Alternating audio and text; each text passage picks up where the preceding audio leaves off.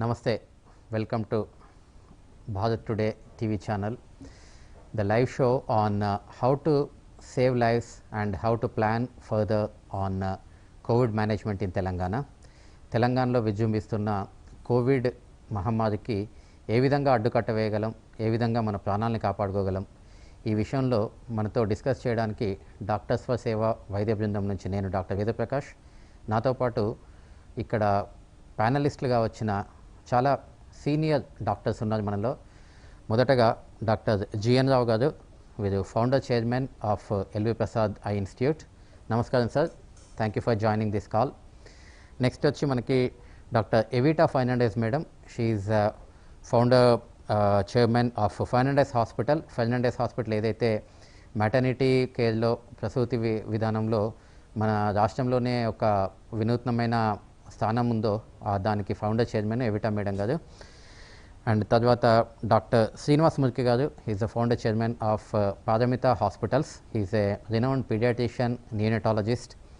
వారి immunes experience కూడా మనతో షేర్ చేసుకుంటారు. అలాగే doctor GVS Murthy garu, professor of public health in public health foundation of India which is based at Hyderabad. నమస్కారం అండి Murthy garu. And this show will be hosted by doctor Santosh Kraleti. వారు he's a public health specialist, senior public health specialist and one of the co founders of doctors for Seva group. Welcome to show doctor Santosh garu. Thank you doctor Vedaprakash గారు.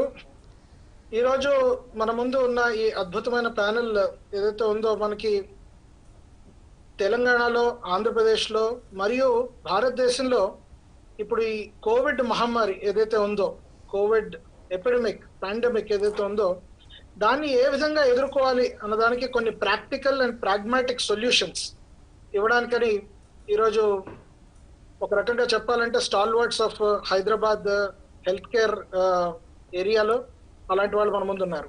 మొట్టమొదటిగా doctor GN Rao garu, with his vast experience of building an eye care system like LV Prasad eye institute with more than 160 centers across 3 states. Doctor GN Rao గారిని మనం అడుగుతున్న question ఏంటంటే, sir ఇప్పుడు Covid already GHMC ఏరియాలో చాలా ఉధృతంగా ఉంది. ప్రతిరోజు 1800, 1800 నుంచి 2000 కేసెస్ వరకు మనకి పాజిటివ్ వస్తున్నాయి.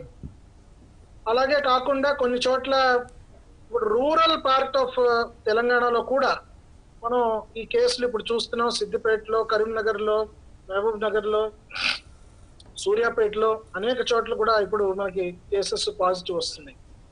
సో ఈ మీకున్న ఈ పిరమిడ్ ఫ్లో ఆఫ్ సిస్టమ్ ఏదైతే ఉందో, tertiary care, secondary care, primary care, మీరంతా దీన్ని డెవలప్ చేశారు ఎల్వి ప్రసాద్ ఐ ఇన్స్టిట్యూట్ లో. సో ఆ విధంగా చూసినట్లయితే ఈ రోజు మనం రూరల్ హెల్త్ లో ఈ రోజు కరోనా ప్రవేశిస్తున్న సమయంలో రూరల్ ఏరియాస్ కి ఏమిటి చేస్తే బాగుంటుంది అండ్ ఏ విధంగా దీన్ని ఎదుర్కోవాలి, మిమ్మల్ని మీరు తెలియజేస్తే బాగుంటుంది. నమస్కారం అండి. మన గ్రామీణ ప్రాంతాల్లో ప్రభుత్వ పరంగా కానీ, ప్రైవేట్ సంస్థల ద్వారా కానీ, ఎన్జిఓస్ ద్వారా కానీ, నాట్ ఫర్ ప్రాఫిట్ ఆర్గనైజేషన్స్ ద్వారా కానీ వనరులు చాలా ఉన్నాయి. మనం సరిగ్గా వాడుకోగలిగితే వాటితో పాటు మంచి శిక్షణ పొందిన సిబ్బంది కూడా ఉన్నారు. వారందరినీ మనం సరైన శిక్షణ ఇచ్చి, ముఖ్యంగా కోవిడ్-19 మీద ఫోకస్ చేసి శిక్షణ ఇచ్చి, ఆ మొత్తం ఉన్న మానవ వనరులు, మిగిలిన వనరులు అన్ని పూర్తిగా మనం ఉపయోగించుకోగలిగితే గ్రామీణ ప్రాంతాల్లోకి ఈ కోవిడ్-19 ఎక్కువగా సోకకుండా ఇప్పటికీ ఆపగలిగే అవకాశం ఉంది మనకి. నేను అనుకోవటం, ఇప్పుడు మా ఎక్స్పీరియన్స్లో ఈ గత 25 సంవత్సరాల నుంచి గ్రామీణ ప్రాంతాల్లో మేము డోర్ టు డోర్ సర్వేయింగ్ చేస్తూ ఉండేవాళ్ళం కంటిని గురించి, కంటి వ్యాధుల గురించి. అటువంటి పద్ధతిలో ఇప్పుడు గ్రామీణ ప్రాంతాల్లో ఉన్న హెల్త్ వర్క్ ఫోర్స్ అందరినీ సరైన శిక్షణ ఇచ్చి వారిని వాడుకుని ట్రేసింగ్ చేయగలిగితే చాలా మట్టుకి ఎవరెవరికి దీని ద్వారా ఇబ్బంది కలుగుతోంది, సిమ్టమాటిక్ ఎవరు, ఏ సిమ్టమాటిక్ ఎవరు కూడా చాలా వరకు నిర్ధారించే అవకాశాలు ఉన్నాయి. ఇంకోటి ఇన్ఫార్మల్ గా కూడా చేయొచ్చు. మేము ఒక చిన్న ఎక్సర్సైజ్ చేసాం గత 4 నెలలుగా.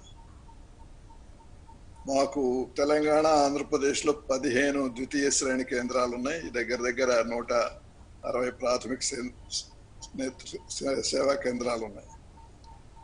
వాటి నుంచి 4 లక్షల మంది మా ఇదివరకు వచ్చిన పేషెంట్స్ ఎవరైతే ఉన్నారో ఆ సెంటర్స్కి, వారికి ఫోన్ ద్వారా వాళ్ళతో మాట్లాడటం జరిగింది. మాట్లాడి మీకు కానీ, మీ కుటుంబంలో ఎవరికన్నా కానీ, మీ పక్కన ఇంటి వారికి కానీ, మీ చుట్టుపక్కల కానీ కరోనా ద్వారా ఏమైనా ఇబ్బందులు ఉన్నాయా, మీకేమైనా ఇబ్బందులు ఉన్నాయా, ఇటువంటి సిమ్టమ్స్ ఉన్నాయా, జ్వరము, దగ్గు, ఇటువంటివన్నీ అని కనుక్కుంటే ప్లెజెంట్ సర్ప్రైజ్ ఏమిటంటే ఎక్కువ లేదు. చాలా వేళ్ల మీద లెక్క పెట్టచ్చు ఎంతమంది మాకు కొంచెం ఇబ్బంది ఉందని చెప్పిన వాళ్ళు. 4 లక్షల మంది ఫ్యామిలీస్ ని పిలిస్తే. ఇదంతా రూరల్ ఏరియాసే కదా sir? Rural areas, complete rural areas spread over both states, Andhra Pradesh, Telangana. Okay, అది కొంచెం ఇండికేషన్. సెకండ్, ఇంకోటి క్వశ్చన్ ఏం అడిగామంటే, మీ ప్రాంతాల్లో ఎవరన్నా ఈ వ్యాధి ద్వారా మరణించిన వారు కానీ ఏమన్నా మీకు తెలుసా? అది కూడా ఒక్కటి కూడా మా దృష్టిలోకి రాలేదు మేము మాట్లాడిన దాన్ని బట్టి. ఇటువంటి ఇన్ఫార్మల్ సర్వేస్ ద్వారా చాలా వరకు మనం ఇన్ఫర్మేషన్ పొందొచ్చు. ఇప్పుడు ఈ స్టేజ్ లో కూడా మధ్యన Harvard centre for ethics came out with beautiful 60-page document. ఆ క్వశ్చన్ కి దాని గురించి మళ్ళీ చర్చిద్దాం డాక్టర్ గారు. నేను చెప్తాను. ఏమన్నారంటే TTSI is what it is called: tracing, testing and supported isolation. Isolation అవసరమైన వాళ్ళకి సపోర్టెడ్ అంటే ఏంటంటే వాళ్ళకి ఎకనామిక్ గా కూడా వాళ్ళ జాబ్ సెక్యూర్ అయ్యేటట్టు, వాళ్ళకి ఆర్థిక వనరులు సమకూర్చేటట్టు, వారికి ఏమి ఇబ్బందులు లేకుండా చూసేటట్టు సోషల్ సపోర్ట్ కూడా స్టెప్స్ తీసుకుంటే. అమెరికాలో గురించి చెప్పారు వాళ్ళు. అమెరికాలో ఈ స్టేజ్ లో కనుక $200 బిలియన్ స్పెండ్ చేస్తే మొత్తం కంట్రీ అంతా జనవరి, ఫిబ్రవరి కల్లా దీని నుంచి బయటపడే అవకాశం ఎక్కువ ఉంటుంది అని చెప్పారు. అటువంటిది అంత పెద్ద స్కేల్లో మనం చేయలేకపోవచ్చు.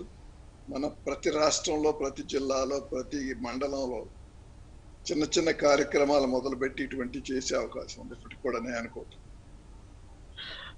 సో చాలా చాలా ఇంపార్టెంట్ విషయం చెప్పారు sir.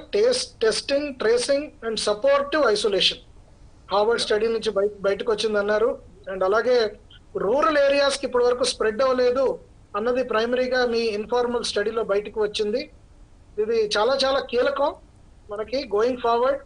So doctor GVS Murthy sir, మీరు పబ్లిక్ హెల్త్ ఏరియాలో you have been a researcher, academician, and also you have made your hands dirty when you use to work in primary health centres. పిహెచ్సిలో medical officer గా కూడా చాలా సంవత్సరాలు చేశారు. So ఈ రోజున్న పరిస్థితుల్లో ఇప్పుడు డాక్టర్ జిఎన్ రావు సార్ చెప్పినట్టుగా PHCs, Basti Dawakhanas, sub centres, PHC medical officers, ANMs, ASHAs, వీళ్ళ రోల్ ఏమన్నా ఉందా మనకి గోయింగ్ ఫార్వర్డ్ కోవిడ్ ని ఎదుర్కోవడానికి? Basically counter Covid, do these things have a role to play? Santosh garu, మీరు అడిగిన దానికి జిఎన్ రావు గారు చెప్పిన దానికి రెండుకి లింక్ చేసి చెప్తాను. దవాఖానాలు are completely urban, PHCs, sub centres ఇవన్నీ రూరల్. ఈ రెండిట్లో మనం డిఫరెన్స్ చూస్తే జిఎన్ రావు గారు చెప్పినట్లు మెజారిటీ COVID-19 ఇప్పటిదాకా మనం దేశవ్యాప్తంగా చూస్తే, తెలంగాణలో కానీ తక్కిన రాష్ట్రాల్లో కానీ చూస్తే అర్బన్ సెంట్రిక్ ఇప్పటిదాకా కోవిడ్. రూరల్ ఏరియాస్కి చాలా నెమ్మదిగా పాకింది. కానీ అక్కడ కూడా ఇంకా పాకెట్స్ డెవలప్ అవ్వాలి. రోల్స్ అండ్ రెస్పాన్సిబిలిటీస్ వచ్చేసరికి బస్తీ దవాఖానాస్కి పిహెచ్సి సబ్ సెంటర్ స్టాఫ్కి కొంచెం తేడా వస్తుంది. ఎందుకంటే రూరల్ ఏరియాస్లో, గ్రామీణ ప్రాంతాల్లో ఇంకా ఆ పానిక్ అప్రిహెన్షన్ స్టార్ట్ అవ్వలే, ఎందుకంటే వాళ్ళు ఇంకా కేసులు చూడటంలే, జిఎన్ రావు గారు చెప్పినట్టు. కానీ అర్బన్ ఏరియాస్లో చుట్టుపక్కల ఎక్కడ చూసినా వాళ్ళు కేసులు చూస్తున్నారు, వాళ్ళు భయం ఎక్కువ ఉంది. సో బస్తీ దవాఖానాల్లో ట్రీట్మెంట్ ట్రేసింగ్తో పాటు కౌన్సిలింగ్ సపోర్ట్ చాలా చాలా అవసరం. ఎవరికైతే ఈ భయం ఉందో వాళ్ళల్లో లేదు ఇట్లా ట్రాన్స్మిట్ అవుతుంది, మీరు ఇంట్లో ఈ చర్యలు తీసుకుంటే చాలా తేడా ఉంటుంది, మీకు అంత భయపడాల్సిన అవసరం లేదు, కోవిడ్ వచ్చినా కూడా దాన్ని అందరికీ సీరియస్గా ఉండదు, ఒక 5-10% సీరియస్గా ఉంటుంది, అందుకని అందరూ భయపడాల్సిన అవసరం లేదు. ఈ కౌన్సిలింగ్ అండ్ ఇన్ఫర్మేషన్ సపోర్ట్ చాలా చాలా అవసరం. దాంతోపాటు ఎక్కువ కేసులు మనం అర్బన్ ఏరియాలో చూస్తాం కాబట్టి ఈ బస్తీ దవాఖానాల నుంచి ఎవరికైనా సిమ్టమ్స్ ఉంటే, రెస్పిరేటరీ సిమ్టమ్స్ ఉన్నా, ఊపిరి తీసుకోవటంలో కష్టం ఉన్నా, దగ్గు చాలా ఎక్కువ ఉండి, జ్వరం ఉండి, ఫ్లూ లాగా మనకు వస్తే అప్పుడు వెంటనే ఏమి చేయాలి అనేది వాళ్ళు అందరికీ ఇన్ఫార్మ్ చేయాలి. మనం మాస్ మీడియా నుంచి ఎంత చెప్పినా కూడా దాని ఎఫెక్ట్ అంత ప్రభావకరంగా ఉండదు. ఆ ఎఫెక్ట్ ఉండాలంటే ఇంటర్పర్సనల్ ఛానల్స్ చాలా చాలా ఇంపార్టెంట్. ఓకే ఓకే ఎవరి గురించి ట్రస్ట్ చేస్తామో వాళ్ళు మన పక్కన ఉంటే వాళ్ళు మనం ట్రస్ట్ చేస్తాం. మాస్ మీడియా మన పక్కన ఉండదు, ఎవరు వస్తున్నారో ఆ మెసేజ్ మనకి ఆ కనెక్షన్ ఉండదు. అందుకని బస్తీ దవాఖానలో కానీ, పిహెచ్సి సబ్ సెంటర్ కానీ, ఏఎన్ఎంస్, ఆశాస్ కానీ వీళ్ళందరికీ ఉన్న వాళ్ళ కమ్యూనిటీతో ఉన్న కాంటాక్ట్ వల్ల, వాళ్ళలో ఉన్న ట్రస్ట్ వల్ల కమ్యూనికేషన్, మెసేజింగ్, కౌన్సిలింగ్కి వాళ్ళకు ఉన్న రోల్ ఇంకెవరూ దాన్ని పాటించలేరు, వాళ్ళే చేయగలరు. కానీ వాళ్ళు కూడా ఇన్ఫర్మేషన్ ముందర వెళ్ళాలి, వాళ్ళని ట్రైన్ చేయాలి. వాళ్ళు ట్రైన్ చేసి వాళ్ళకు కూడా చాలా నెగటివ్ ఫీలింగ్స్ ఉంటాయి మైండ్లో, వాటన్నిటినీ కూడా మనం ముందర క్లియర్ చేసి అప్పుడు వాళ్ళు మన భాగస్వాములుగా మనతో పాటు ముందరికి వెళ్ళి ఈ మెసేజెస్ క్రియేట్ చేస్తారు. సో సస్పెక్షన్ ఆఫ్ కోవిడ్ దాంట్లో ఏం చేయాలి, ఎట్లా ఫియర్ దాన్ని ఎట్లా ఫైట్ చేయాలి, ఈ రోల్స్ అన్ని ప్లస్ సపోర్టివ్ సూపర్విజన్ కానీ, సపోర్ట్ కానీ వాళ్ళకంటే బెటర్ ఎవరు ఇయ్యరు. మీరు అంటున్న దాని ప్రకారం there is a huge role of Basti Davakhanas and also primary health centers and all the workforce which is there in primary health care. So mostly the workforce అండి. మనకి బిల్డింగ్ ఉంటే, బిల్డింగ్ ఉన్నా లేకపోయినా దాంతో ఏం తేడా రాదు. ప్రైమరీ లెవెల్లో work force, motivated work force, incentivised work force, వాళ్ళు మేము ముందరికి వెళ్ళి రిస్క్ తీసుకుంటుంటే మాకు ఏంటి సపోర్ట్ అనేది చాలా చాలా అవసరం, చాలా ఇంపార్టెంట్. వాళ్ళు లేకుండా మనం రూరల్ ఏరియాస్లో స్పెసిఫిక్గా కోవిడ్ని ఫైట్ చేయలేం. Wonderful, sir. So thank you, Dr. Murthy garu, for again stressing the role of primary health centers and Basti Davakhanas at the ground level, and also the immense role that ANMs, ASHAs and PHC medical officers and their teams have to play. Over to you, ma'am, Dr. Evita, ma'am. You have been dealing with a lot of pregnancy-related trainings, and also you have been working very closely on midwifery and many other programs for strengthening the public health system apart from the private healthcare. Going forward, we saw how LV Prasad's role in terms of 150 odd centers and how ANMs and ASHAs and the government system play a role. So do you think going forward, public and private healthcare system should work in tandem, should work together, or how exactly do we go forward in this area? Ma'am, I think you should switch on your, unmute your, thank you. Yeah. Yeah, thank you, Santosh. Thank you for giving me the privilege of joining this amazing group. To begin with, if you look at the deliveries, because I'm speaking from the point of view of birthing, earlier we would have 50-50, distribution in the state, that is 50 private and 50% of the births in public. But in the last 2-3 years, you've seen a surge of institutional deliveries, particularly in public, right? Because with the KCR kit. So now with the COVID, I mean, I dread to think what's happening in the public hospitals, because you've combined it with fear, with a lot of ignorance, because birth doesn't stop. And this is the time we cannot expect just the public institutes to resolve this. I think this is an amazing opportunity for people to come together and to work together, even between public and public hospitals, private and private hospitals.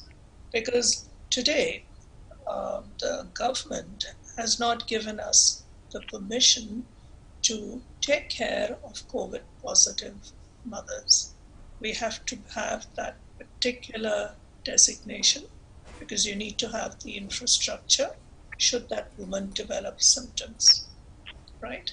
But if you look at the way COVID manifests itself, majority of the people, particularly the young, and we're looking at young, healthy mothers who may get COVID, but 85% of them would actually come out of it. And if this group, we could categorize this group and distribute them between the public and private and have an excellent partnership here, we would be helping to take care of these mothers. There's so much anxiety right now, Santosh, so much stigma, discrimination. Women are not being admitted into hospitals because people are afraid. We've heard enough stories of women going from one hospital to another. And I think this is the time that we come together and work. I totally understand your what you're trying to put forth, ma'am. We have seen umpteen number of cases.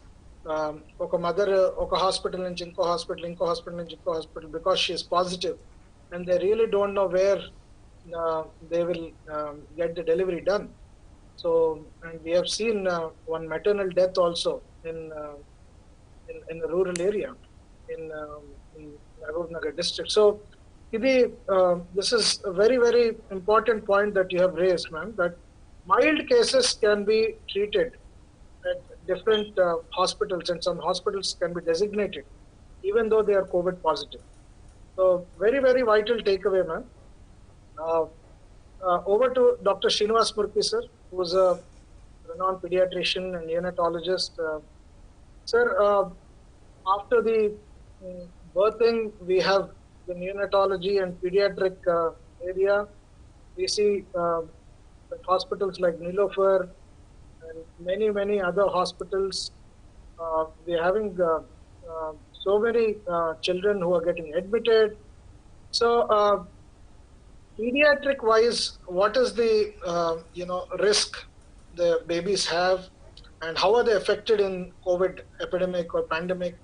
What do we need to do to take care of our children? And going forward, I mean, is there a higher risk for children? Because now we are seeing more of adult cases. Going forward, will we see more cases of pediatric age group?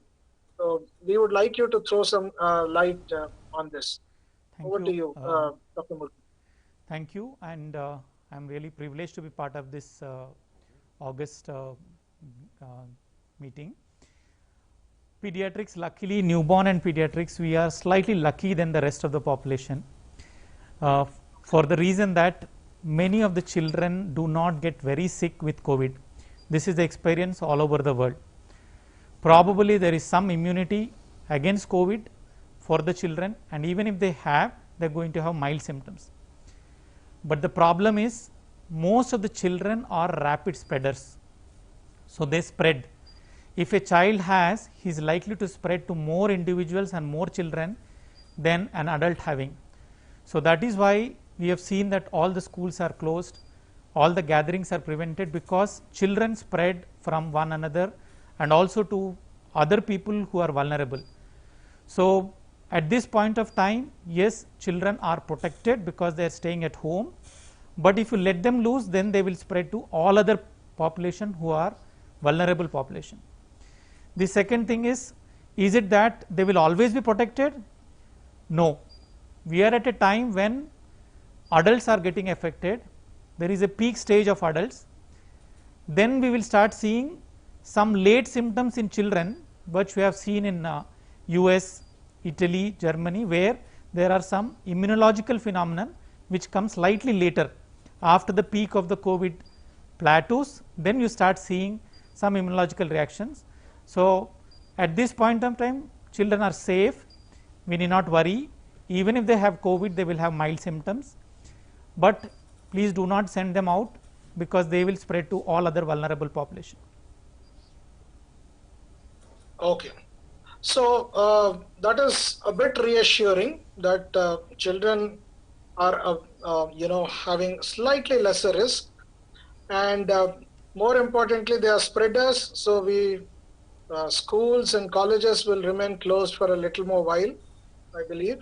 And over to you, sir, Dr. G.N. Rao, sir. We'll be kind of breaking in next 2 to 3 minutes, so it's a quick question. In eye care, LVPI has been building partnerships, right, at grassroots level and also, internationally. Do you think for fighting COVID, we have worked in for AIDS, where NACO has built so many partnerships, and similarly for fighting COVID, similar to smallpox or measles or MMR, do we need to build partnerships between public and private and NGOs, grassroots to international bodies? How exactly do we do this in Telangana? Not only COVID, Santosh, I believe prati వైద్య రంగంలో ప్రతి చోట, ప్రతి స్పెషాలిటీలో, ఆరోగ్య కేంద్రాల్లో ప్రతి చోట కూడా అన్ని సంస్థలు కలిసి పనిచేస్తేనే మన ఆరోగ్య సమస్యలన్నీ పరిష్కరించగలుగుతాం. సరైన సమగ్రమైన ఆరోగ్యం అనేది ప్రతి ఒక్కరికి అందించాలంటే అదొక్కటే పద్ధతి. ప్రభుత్వం ఒక్కటే అన్నీ చేయలేదు, ప్రైవేట్ సంస్థలు వాటంతటా అవి చేయలేవు, ఎన్జిఓస్ వాటంతటా అవే చేయలేవు. ఇవన్నీ కలిసి పనిచేస్తే ఎప్పుడైనా మంచి ఫలితాలు వస్తాయి. ఎందుకంటే అప్పుడు అందరినీ సమగ్రమైన యూనివర్సల్ హెల్త్ కవరేజ్ అని మనం మాట్లాడుతున్నాం. అది నిజంగా మనం సాధించాలి అంటే అందరూ కలిసి పనిచేయాలి. ఈ భాగస్వామ్యం అనేది చాలా చాలా ముఖ్యం. ఇప్పుడు మా రంగంలో తీసుకుంటే భారతదేశంలో దగ్గర 40 ఏళ్ల నుంచి ఆ ఉదాహరణ చూస్తూ ఉన్నాం. ఆ పబ్లిక్ ప్రైవేట్ పార్ట్నర్షిప్ ఉండటం మూలానే ఈ రోజున అంధత్వ సమస్యలో అన్ని డెవలపింగ్ కంట్రీస్లో మనం లీడింగ్లో ఉన్నామంటే ముఖ్యమైన కారణం అదొకటి, పబ్లిక్ ప్రైవేట్ పార్ట్నర్షిప్. అలా ప్రపంచవ్యాప్తంగా చాలా విజయవంతమైన ఎక్స్పెరిమెంట్స్ ఉన్నాయి. అంతేకాకుండా ఇంటర్నేషనల్ పార్ట్నర్షిప్స్, గ్లోబల్ పార్ట్నర్షిప్స్ చాలా ఇంపార్టెంట్. దాని ద్వారా ప్రపంచంలో ఎక్కడేమి జరిగినా కూడా ఆ నాలెడ్జ్ మనకు వస్తుంది. ఆ నాలెడ్జ్ని మనం అందరం వాడుకోవాలి ప్రపంచవ్యాప్తంగా. అటువంటప్పుడు దాని ఫలితాలు అందరూ అనుభవించే అవకాశం ఉంటుంది. కాబట్టి పార్ట్నర్షిప్ అనేది చాలా చాలా క్రిటికల్ ఆ ఇష్యూనే అనుకోవటం నా ఉద్దేశం. So thank you very much, sir. This again reiterates the point that public-private partnership at grassroots and also at the highest level, మనం కలిసి చేతులు కలిపి పనిచేస్తేనే మొత్తం పాపులేషన్ అంతటిని మనం అడ్రస్ చేయగలం.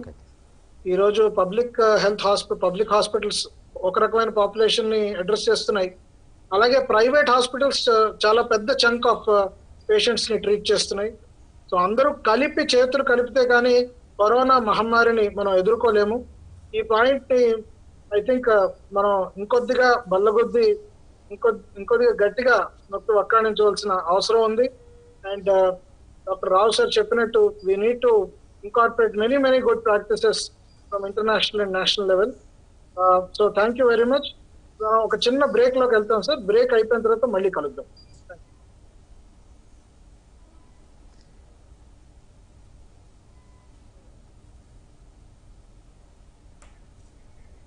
షూర్. సో ఇందాక మనము గత అరగంటగా మన రాష్ట్రంలోనే, ఈ తెలుగు రాష్ట్రాల్లోనే వైద్య వృత్తిలో ఎంతో ప్రసిద్ధిగాంచిన వ్యక్తుల ద్వారా మనం సందేశాన్ని విన్నాము. ముఖ్యంగా ఈ కరోనా నివారణలో గ్రాస్ రూట్ లెవెల్లో, అంటే లోకల్ లెవెల్లో ఉన్న చిన్న చిన్న వర్కర్స్ని ఏ విధంగా ఇన్సెంటివైజ్ చేయాలి, అట్లాగే టెస్టింగ్, ఐసోలేషన్, సపోర్టెడ్ ఐసోలేషన్ అనే కొత్త విధానాన్ని మనం ఇప్పుడే విన్నాము. దాన్ని ఏ విధంగా మనం ఇంప్లిమెంట్ చేయగలుగుతాం. అలాగే ఇంకా పబ్లిక్ ప్రైవేట్ పార్ట్నర్షిప్ అనే పదం మనం జిఎన్ రావు గారు చెప్తుంటే విన్నాము. అది చాలా ముఖ్యమైన విషయం. ఎందుకంటే ఎల్వి ప్రసాద్ కానీ మిగతా ఇట్లాంటి సంస్థలు ఎన్నో కూడా అసలు అంటే ఐ కేర్ అంటే దానికి పర్యాయ పదం, అంటే కంటి చూపుకి నేత్ర సంబంధమైన వ్యాధులు అనేవి ఉన్నాయంటే దానికి పర్యాయ పదం ఎల్వి ప్రసాద్. కేవలం తెలంగాణలో కాదు, తెలుగు రాష్ట్రాల్లో కాదు, భారతదేశం అంతా కూడా అది వినికిడికి అట్లా వచ్చింది. కాబట్టి మనం ఒక బ్రేక్ తీసుకున్నాక ఇంకా వీళ్ళ నుంచి మనము, పెద్దవారి నుంచి మనము ఇంకా కొన్ని మంచి మాటలు విందాము బ్రేక్ తర్వాత.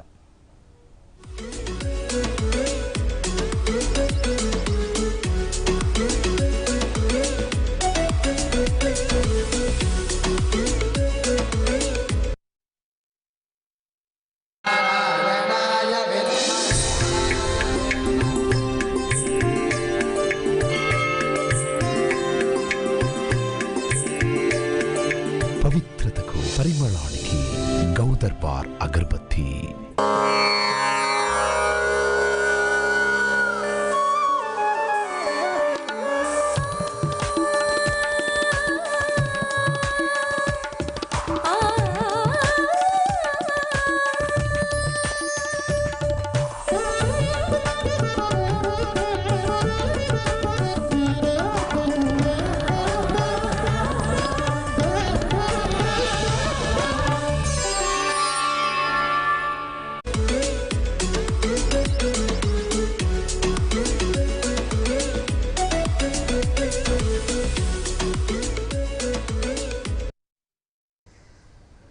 Welcome back to the show అండి. టు ద కరోనా విషయంలో మన తెలంగాణలో కానీ, మన తెలుగు రాష్ట్రాల్లో కానీ ఏ విధంగా మనం ఇంకా ముందుకు వెళ్ళాలి, కేసులు నెంబర్స్ పెరుగుతోంది, బెడ్ల అవైలబిలిటీ లేవు, ఈ విషయంలో వీటి నివారణకు సంబంధించిన ఎన్నో విషయాలను ఇందాక మనతో ఉన్న పెద్దలు మాట్లాడారు. ఇప్పుడు మనతో ఉన్న డాక్టర్ శ్రీనివాస్ మురికి గారితో ఒక ఇంపార్టెంట్ క్వశ్చన్ దీంట్లో వస్తుంది. ఏంటంటే ఈ 3 నెలలుగా ఏవైతే మన దేశంలో కొంచెం కరోనా ఉధృతి మొదలైందో, ఎలాగైతే మనం పాశ్చాత్య దేశాల్లో చూస్తున్నామో అలాగే మన దగ్గర కూడా ఈ వ్యాధి లక్షణాలు అనేవి ఏవైతే ఉన్నాయో, అంటే science and symptoms, how the patient clinically presents, అంటే ఏ విధంగా ఈ పేషెంట్కి కరోనా ఉందనే చెప్పగలుగుతాము అనే దాని విషయంలో చాలా చాలా మార్పులు జరుగుతూ ఉన్నాయి. మొదట్లో వచ్చిన ప్రజెంటేషన్ కంటే ఏదైతే దగ్గు, జలుబు నుంచి మొదలు పెడితే ఒళ్ళు నొప్పులు, చలి జ్వరము, ఇప్పుడు వాంతులు, విరేచనాలు, కంటికి సంబంధించినవి, అట్లాగే కాలివేళ్లకు సంబంధించినవి, ఇట్లాంటివి చాలా చాలా రకాల క్లినికల్ మార్పులు వస్తున్నాయి. అంతేకాకుండా ట్రీట్మెంట్ పద్ధతుల్లో కూడా యాంటీబయాటిక్లు, యాంటీవైరల్స్, అక్కడ నుంచి నెమ్మదిగా హైడ్రాక్సిక్లోరోక్విన్, ఆ తర్వాత డెక్సామిథాజోన్, ఇప్పుడు కొత్తగా వస్తున్న ఈ ఇమ్యునోమాడ్యులేటర్స్. సో ఇవన్నీ కూడా జరుగుతున్నప్పుడు ఇప్పుడు మన దగ్గర ఇప్పుడు ఫర్ ఎగ్జాంపుల్ మన తెలంగాణలో తీసుకున్నాం అనుకోండి, కనీసం 23,000 పై చిలుకు కేసులు ఉన్నాయి. దేశం మొత్తంలో లక్షల్లో ఉన్నాయి. ఈ కేసుల నుంచి మనము ఒక క్లినీషియన్గా, మీరు రీసెర్చ్కి మీరు పెట్టింది పేరు పీడియాట్రిక్ విభాగంలో కానీ, నేనటాలజీ విభాగంలో కానీ, క్లినీషియన్గా బిజీగా ఉంటూనే, పేషెంట్లను చూస్తూనే, వాళ్ళకు వైద్యం అందిస్తూనే, ఎట్ ద సేమ్ టైం దీని నుంచి ఏ విధంగా ఒక రీసెర్చ్ను మనం తీసుకురావచ్చు, ఏ విధంగా మనము కొత్త వైద్య విధానాలను కానీ వాటిని ఏ విధంగా అమలు చేయొచ్చు అనే దాంట్లో మీరు చాలా చేశారు. ఈ కరోనా సందర్భంగా ఉన్న దాని లోపల మనం ఏ విధమైన లీడ్ తీసుకోవాలి, ఎందుకంటే క్లినీషియన్స్ పొద్దున ట్రీట్మెంట్ చేయాలంటే వీటి నుంచి ఏ విధంగా తీసుకుంటే బాగుంటుంది అనేది మీరు ఒకసారి చెప్పగలుగుతారండి? సో మీరు అన్నట్టు ఇప్పుడున్న రీసెర్చ్ చాలా మొదటి స్టేజ్లో ఉందండి. ఇన్ఫ్యాక్ట్ నేనంటే నియోనటల్ స్టేజ్లోనే ఉంది. చాలా మటు అన్ని చేంజెస్ వస్తూనే ఉన్నాయి. అందుకనే అందరూ కన్ఫ్యూజన్లో ఉన్నారు. ఎప్పుడు ఒక్కొక్కసారి ఒక్కొక్క కొత్త గైడ్ లైన్స్ వస్తున్నాయి. ఎవరికి కరోనా ఉంది అనేది కొత్తగా చెప్పాల్సి వస్తుంది. సో దీనికి ముఖ్య కారణం ఏంటంటే నంబర్ ఆఫ్ పేషెంట్స్ని ఇవాల్యుయేట్ చేస్తున్న కొద్దీ మనకు కొత్త లక్షణాలు అర్థమవుతాయి, కొత్త పద్ధతులు ట్రీట్మెంట్ తెలుస్తున్నది. అంతేకాకుండా వ్యాక్సిన్ కూడా రీసెర్చ్ నడుస్తుంది. కానీ ఇలా రీసెర్చ్ అంటే ఓన్లీ మందులు ఇవ్వడమే కాదండి, మందులు కనుక్కోవడమే కాదు రీసెర్చ్ అంటే. రీసెర్చ్ అంటే ఏంటి అంటే మన ప్రాబ్లమ్స్ని మనం సొల్యూషన్ ఎలా తెచ్చుకోగలుగుతాం అనేది రీసెర్చ్. సో ఇప్పుడు మనం చూస్తున్న మన దాంట్లో కూడా చాలా మంది మంచి రీసెర్చ్ చేస్తున్నారు. ఇప్పుడు వెరీ సింపుల్ ఏంటంటే హైడ్రాక్సిక్లోరోక్విన్ చూస్తే మిగతా కంట్రీస్ ఏమన్నాయి, దీనికి పని చేయదండి, ఇది హైడ్రాక్సిక్లోరోక్విన్ ఇంకా వాడకండి అని చాలా మంది చెప్పేశారు. బట్ నేను నిన్ననే చదివింది ఏంటంటే ఎయిమ్స్లో ఒక చిన్న ట్రయల్ అయిపోయింది. హెల్త్ వర్కర్స్ ఎవరైతే హైడ్రాక్సిక్లోరోక్విన్ తీసుకున్నారో వాళ్ళలో సిమ్టమ్స్ తక్కువ వచ్చినాయి, అండ్ వచ్చిన వాళ్ళకి కూడా సివిరిటీ చాలా తక్కువ ఉంది. సో ఎవరైతే ఫ్రంట్ లైన్ వర్కర్స్ ఉన్నారో ఐసీఎంఆర్ గైడ్లైన్స్ ప్రకారం ఇప్పుడు ఖచ్చితంగా మనము వీక్లీ హైడ్రాక్సిక్లోరోక్విన్ తీసుకుంటేనే మంచిది. సో మన దేశంలో చెప్పాం, మన దేశంలో వాళ్ళకి ఖచ్చితంగా హైడ్రాక్సిక్లోరోక్విన్ తీసుకోవడమే శ్రేష్టం. శ్రేష్టం. సెకండ్, ఇప్పుడు ఈ మిగతా రీసెర్చ్ చూస్తే చాలా ఏమైందండి, కొన్ని రీసెర్చ్ పేపర్లు మొత్తం తీసేయాల్సి వచ్చింది. మంచి జర్నల్స్లో వచ్చిన రీసెర్చ్ కూడా తీసేయాలి. తొందరపడి ఏమైందంటే అందరూ చిన్న ట్రయల్ కూడా పబ్లిష్ చేసేసి జనాలకు యూజ్ అవుతుంది అని చెప్పేసి అలా పబ్లిష్ చేసిన రీసెర్చ్ కూడా కొన్ని తీసేయాల్సి వచ్చింది. They are motivated, funded trials కూడా ఉన్నాయి. అదేనండి, క్లినికల్ రీసెర్చ్లో ఈ రకమైన ఇబ్బందులు ఉన్నాయి. కొన్ని ట్రయల్స్ లోపల ఏదైతే కొన్ని పెద్ద కంపెనీల వాటి ప్రమేయం కొంత ఉండడము, కాబట్టి హైడ్రాక్సిక్లోరోక్విన్కి అగేన్స్ట్గా వచ్చిన వాటి లోపల కొంతవరకు అది ఉందనే ఒక అపవాదం అయితే ఉందండి. ఇంకొకటి ఏమైందంటే ఇప్పుడు మనకి కొన్ని ట్రీట్మెంట్ లైక్ ప్లాస్మా థెరపీ ఇప్పుడు కూడా అది ట్రయల్సే అండి, ఇప్పుడు కూడా అది రొటీన్ కాదు. It has to be done under A trial condition and we need to conduct data తీసుకొని మనం చూడాలి ఇది పనిచేస్తుందా లేదా అనేది చూడాలి. అప్పుడే మనం రెగ్యులర్గా సివియర్ కేసెస్కి ప్లాస్మా థెరపీ రికమెండ్ చేయగలుగుతాం. రెమ్డెసివిర్ ఏంటంటే 3 రోజులు తగ్గించిందండి హాస్పిటల్ స్టే, మోర్టాలిటీ మీద ఎఫెక్ట్ రాలేదు. 3 రోజులు హాస్పిటల్ మీద తగ్గించిందని చెప్పేసి సివియర్ కేసెస్ అన్నిటికీ రెమ్డెసివిర్ ఇవ్వమంటున్నాం. బట్ మన దేశంలో అందరికి ఇవ్వగలుగుతామా? ఇవ్వలేమండి. రెమ్డెసివిర్ ఇప్పుడే దొరకట్లేదు మనకి, ఇప్పుడున్న కేసులోకే దొరకట్లేదు. కానీ dexamethasone simple drug, cheap drug, easily available. So severe కేసెస్లో డెక్సామెథాసోన్ కానివ్వండి, మిథైల్ప్రెడ్నిసోలిన్ ఇవ్వడం వల్ల మోర్టాలిటీ తగ్గిందని కొన్ని ట్రయల్స్ ఆల్రెడీ చెప్తున్నాయి. మనం వర్క్ చేయాల్సింది మన సిచ్యువేషన్కి ఏ మందులు పనిచేస్తాయి, ఎప్పుడు పనిచేస్తాయి. సో మనం చేయాల్సింది ఏంటంటే ఏ సిమ్టమాటిక్ కేసెస్ని మనం ఎట్లా చేసుకోవాలి, సిమ్టమ్స్ వచ్చిన వాళ్ళని తగ్గించుకోవాలి, ఎలా సిమ్టమ్స్ ఉన్న వాళ్ళని సీరియస్ కేసెస్ పోకుండా ఎలా చేయాలి, ఈ దాని మీద మనం ఇంకా రీసెర్చ్ చేయాల్సిన అవసరం ఉంది. కొన్ని హైడ్రాక్సిక్లోరోక్విన్ లాగా ఏ సిమ్టమాటిక్ హెల్త్ వర్కర్కి, అలానే ఎర్లీ స్టేజెస్లో ఆక్సిజన్ అవసరం ఉన్న వాళ్ళకి డెక్సామెథాసోన్, తర్వాత స్టేజెస్లో ఇంకా చూడాల్సింది ఏంటంటే ప్లాస్మా థెరపీ యూస్ఫుల్లా లేకపోతే యాంటీమోనోక్లోనల్ యాంటీబాడీస్ యూస్ఫుల్లా లేదా అనేది సివియర్ స్టేజెస్లో యూస్ చేయాల్సిన అవసరం ఉంది. సో ఈ డేటా మనం కలెక్ట్ చేసుకొని దాన్ని కరెక్ట్గా అనలైజ్ చేసి అప్పుడు పబ్లిష్ చేస్తే కానీ మనము చేస్తున్నది మనం కరెక్ట్ అవ్వలేదు. దీంట్లో బయస్ ఉండొద్దండి, బయస్ ఉండొద్దు. రీసెర్చ్లో ఎప్పుడు కూడా బయస్ ఉందనుకోండి మనం చెప్పేది కరెక్టా కాదని ఎదుటివాడు కూడా నిజంగా నమ్మలేము. అందుకనే బయస్ లేకుండా మన స్టడీని మనం చేస్తే అందరు నమ్ముతారు. మనకి ముందు నమ్మకం ఉండాలి మనం చేసిన రీసెర్చ్ మీద, అప్పుడే మనం అందరికీ చెప్పగలుగుతాం ఇది పని చేస్తుందండి, ఇలా చేస్తే బెటర్ ఉంటుందని. సో కంటిన్యూస్ క్లినికల్ రీసెర్చ్ అనేది ఇంకా అవసరము.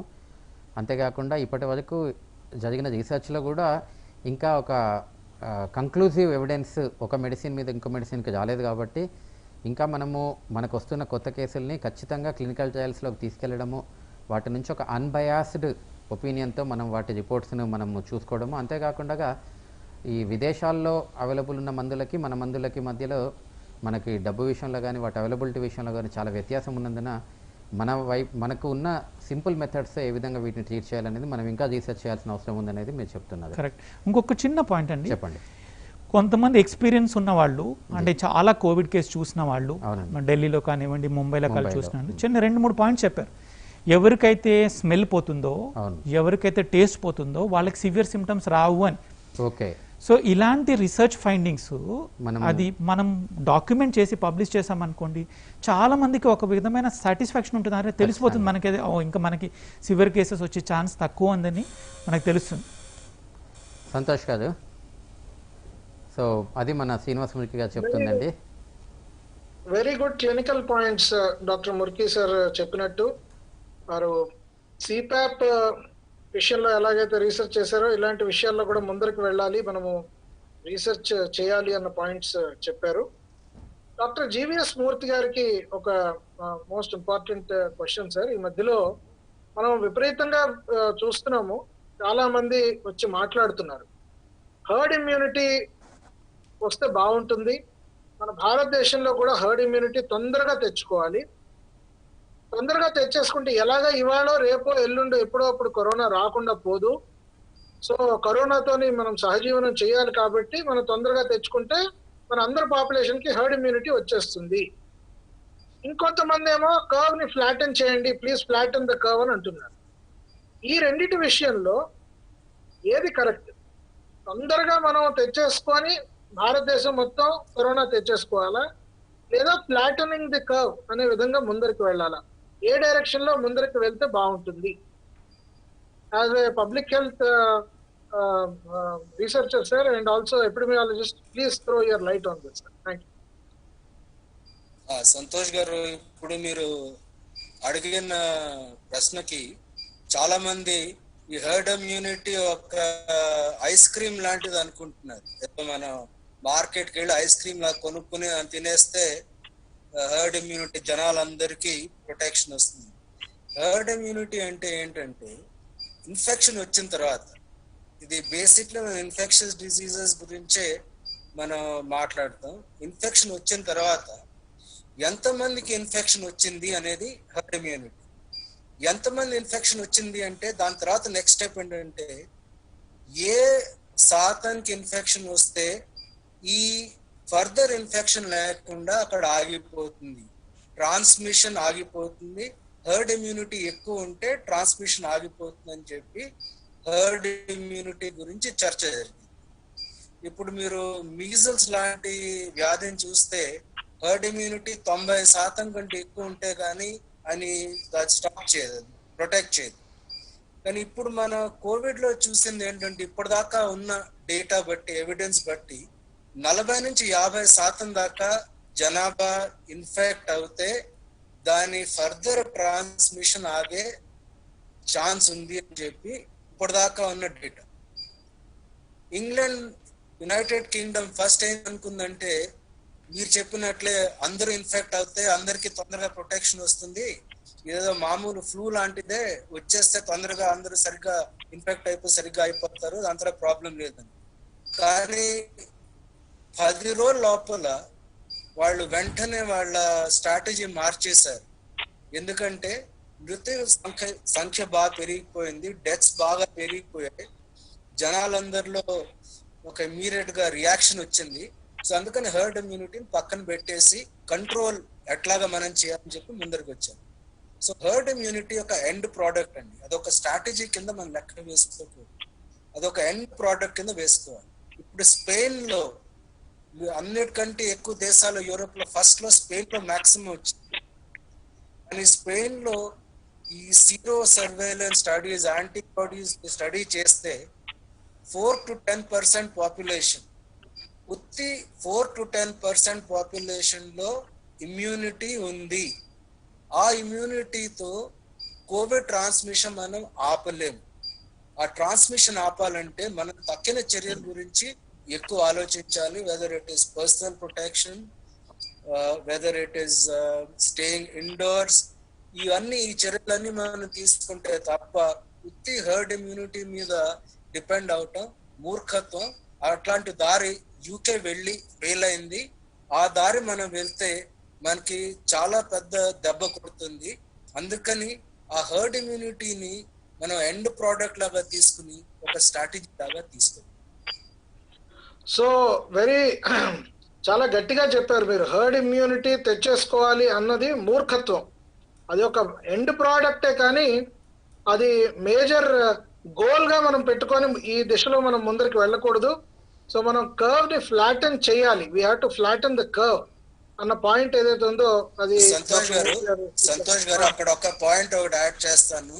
ఏ రోజు వ్యాక్సిన్ వస్తుందో, ఏ రోజుతో వ్యాక్సిన్ వస్తుందో 21లోనో 22లో ఎప్పుడు వచ్చినా సరే, అప్పుడు మనం ఏ ప్రొపోర్షన్, ఏ శాతాన్ని మనం వ్యాక్సిన్ తో కవర్ చేస్తే ఇంకా ఇన్ఫెక్షన్ స్ప్రెడ్ అవ్వదు అన్నప్పుడు హర్డ్ ఇమ్యూనిటీ గురించి డిస్కషన్ రావాలి దాని ముందు.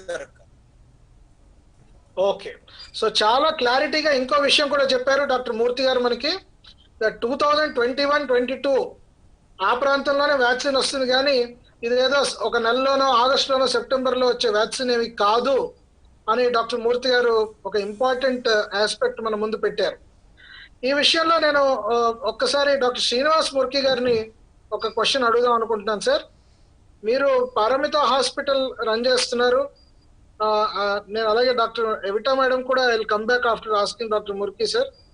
మీరు పారమిత హాస్పిటల్ రన్ చేస్తున్నారు, ఒక మీడియం సైజ్డ్ హాస్పిటల్ ఇది. ఇప్పుడు మనం చూసినట్లయితే గవర్నమెంట్ హాస్పిటల్స్ లో అడ్మిట్ చేస్తున్నారు, కార్పొరేట్ హాస్పిటల్స్ లో అడ్మిట్ చేస్తున్నారు కేసెస్ ని. ఇప్పుడు బెడ్స్ ఎక్కడ దొరకట్లేదు అని అంటున్నారు ఎక్కడ అడ్మిట్ చేయడానికి.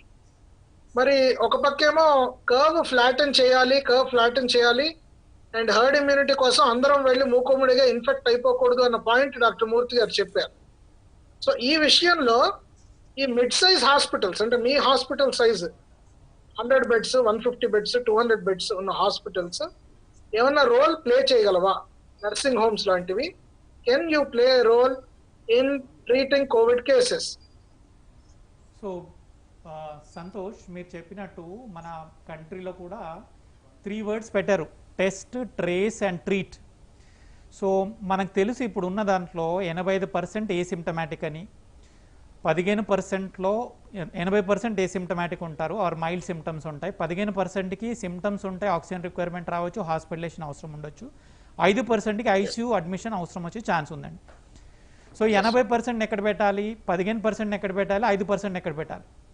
ఇవన్నీ గవర్నమెంట్లో పెట్టడం ఆల్మోస్ట్ ఇంపాసిబుల్, ఇవన్నిటినీ కార్పొరేట్ హాస్పిటల్లో పెట్టడం impossible. So time has come for everybody to come together. ఇప్పుడు డాక్టర్ జిఎన్ రావు గారు చెప్పినట్టు, డాక్టర్ ఎవిటా గారు చెప్పినట్టు, we need to work together now. And అందరూ ఇన్వాల్వ్ కావాల్సిందే ఇంకా. ఎందుకంటే ఇంత నంబర్ ఆఫ్ కేసెస్ని కట్టుగా చేయాలంటే అందరం కలిసి చేస్తేనే సాధ్యం అవుతుంది. సో మన సెంట్రల్ గవర్నమెంట్ ఏం చేసేదంటే 3 రకంగా విభజించింది ట్రీట్మెంట్ కోసం. ఒకటి Covid care centre, second Covid health care centre, third Covid hospital. Covid care centre అంటే ఎవరైతే కోవిడ్ పాజిటివ్ ఉంటారో వీళ్ళని ఐసోలేట్ చేయాలి. అంటే వాళ్ళు వేరే వాళ్ళకి వ్యాధిని పాకించకుండా ఉండాలంటే వీళ్ళని ఐసోలేట్ చేయాలి. వీళ్ళని ఐసోలేట్ చేయాలంటే మనం కోవిడ్ కేర్ సెంటర్లో పెట్టాలి. సో ఈ కోవిడ్ కేర్ సెంటర్ ఏంటి? నార్మల్ ప్లేసెసే, ఎక్కడైతే సింగిల్ రూమ్స్ ఉంటాయో, టాయిలెట్స్ ఉంటాయో, ఆ ఫెసిలిటీ ఉన్నా అక్కడ పెట్టొచ్చు. అంటే హోటల్స్ కానివ్వండి, లాడ్జెస్ కానివ్వండి, మాల్స్, ఫంక్షన్ హాల్స్ కానివ్వండి, స్కూల్స్ కానివ్వండి. క్లారిఫికేషన్ సార్, హోమ్ క్వారంటైన్ అంటున్నారు కదా, మళ్ళీ కోవిడ్ కేర్ సెంటర్ అనేది ఎందుకు కాన్సెప్ట్ వచ్చింది? So there is a difference between quarantine and isolation.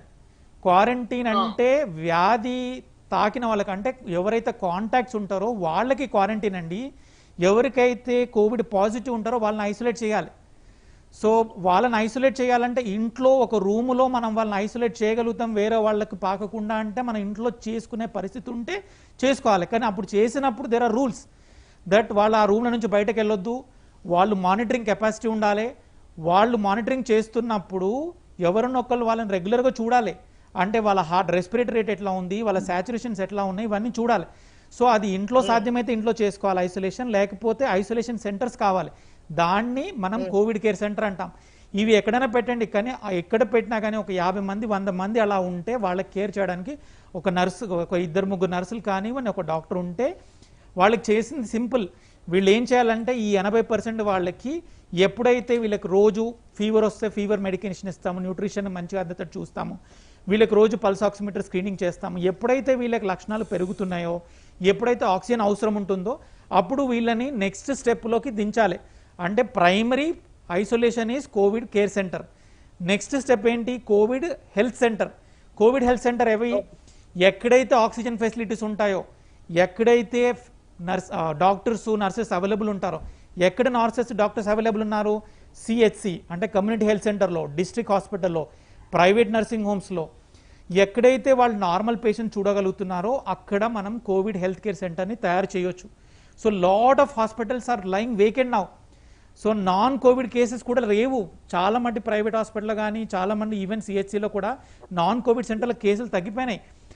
ఒక విధంగా ఈ కమ్యూనికేబుల్ డిసీజెస్ అన్ని తగ్గిపోయినాయి కాబట్టి కొన్నిటిని మనం కోవిడ్ హెల్త్ కేర్ సెంటర్గా కన్వర్ట్ చేసుకోవచ్చు. ఈ Covid health care centre convert చేసుకుంటే అందులో ప్రైవేట్ హాస్పిటల్స్ కూడా చూసుకోవచ్చు. ఈ మిడిల్ లెవెల్ హాస్పిటల్స్ కానీ, నర్సింగ్ హోమ్స్ కానీ కోవిడ్ హెల్త్ సెంటర్ కింద కన్వర్ట్ చేసుకుంటే వీళ్ళేం చేయాలి? వీళ్ళు ఆక్సిజన్ అవసరం ఉన్న వాళ్ళని, కొంచెం సిమ్టమ్స్ ఉన్న వాళ్ళని చూసుకోవడానికి ట్రై చేయాలి. అలానే వీళ్ళకి కొన్ని మెడిసిన్స్, యాంటీబయాటిక్స్ ఇవ్వాల్సి వస్తుంది. అంతేకాకుండా కొన్ని మెడిసిన్స్ ఎక్కువ ఇవ్వాల్సి వస్తుంది కాబట్టి కేర్లో ఇవ్వాల్సి వస్తుంది.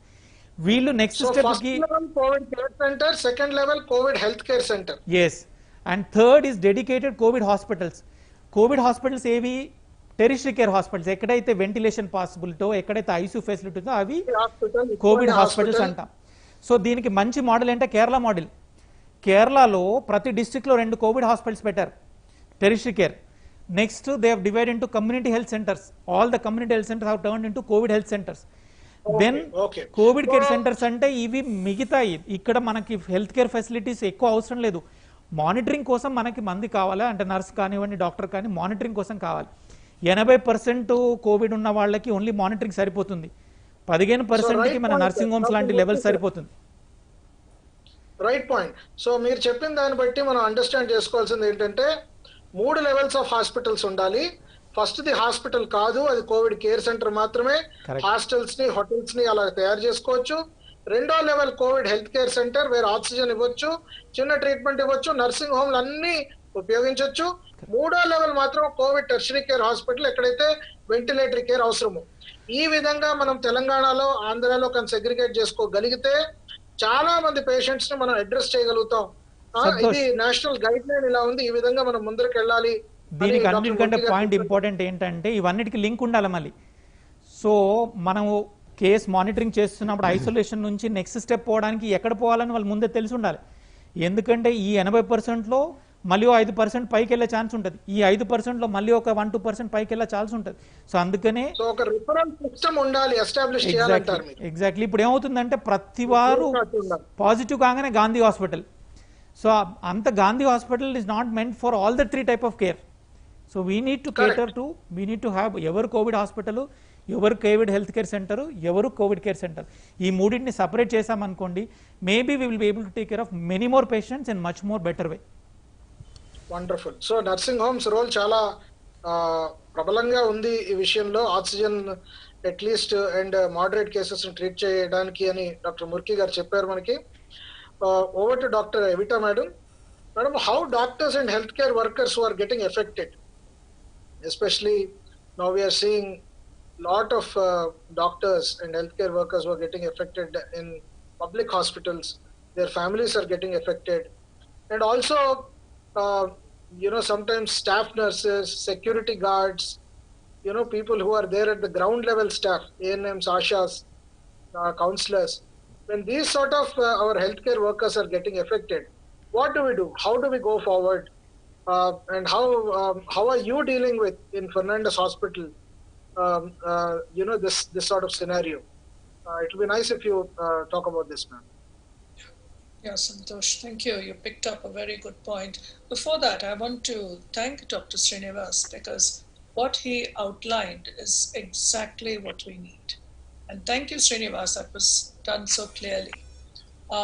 Coming to healthcare workers, they are our frontline workers, Santosh, and particularly the ASHA workers, if they're actually bringing mothers into the hospital, or security guards, if they're being used for screening, they're the people who actually face, and today, where it's community spread, you're almost certain that every second or third person would potentially be positive. So our primary responsibility is to make sure they wear the basic protection that they need.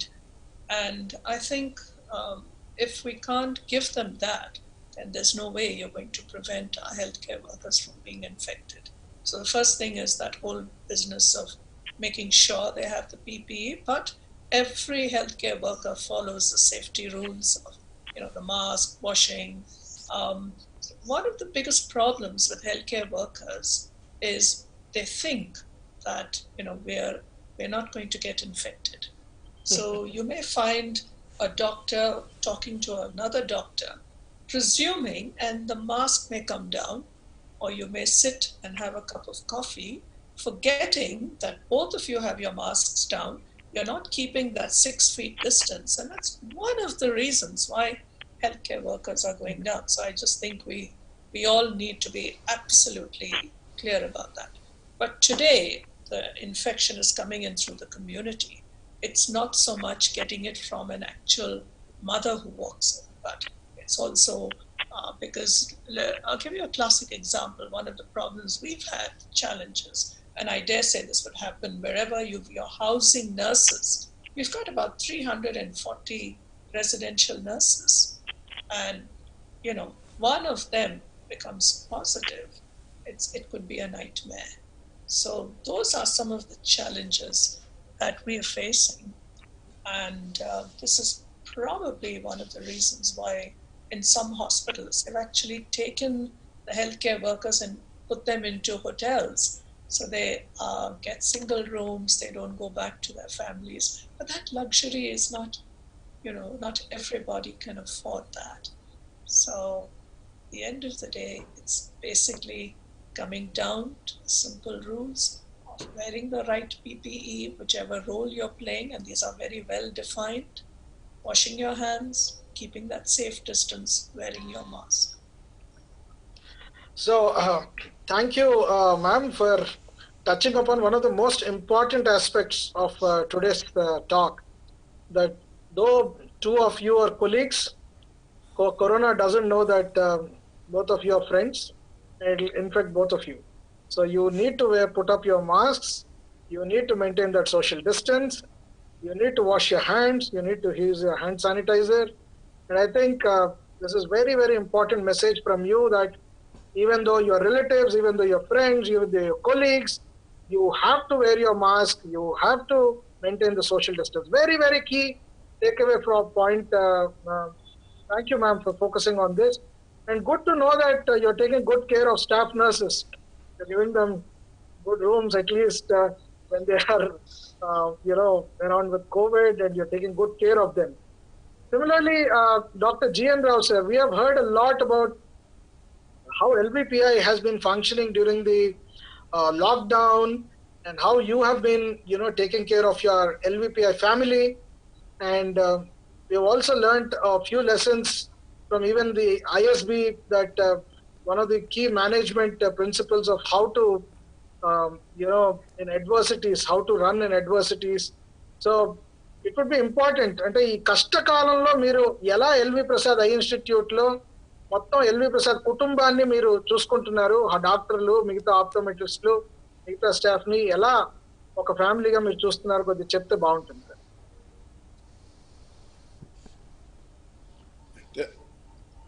ఏ సంస్థ అయినా బాగా పనిచేయాలన్నా, అభివృద్ధి చెందాలన్నా, అన్నిటికంటే ముఖ్యమైనది అక్కడున్న సిబ్బంది. సిబ్బంది ఎంత కష్టపడితే, ఎంత సిన్సియర్గా పనిచేస్తే ఆ సంస్థ అంత బాగా అభివృద్ధి చెందుతుంది.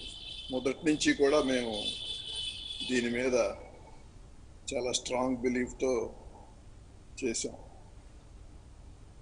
సో మేము ఈ కోవిడ్ మొదలవగానే మార్చి 20వ తారీఖు ప్రాంతాల్లో కంప్లీట్ రొటీన్ సర్వీసెస్ ఆపివేయాల్సి వచ్చింది.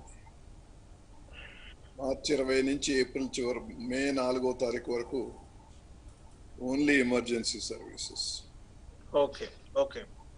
ఆ సర్వీసెస్ ఆప్ చేసే ముందు నేను మా 3000+ స్టాఫ్ అందరికీ ఒక మెసేజ్ పంపించాను.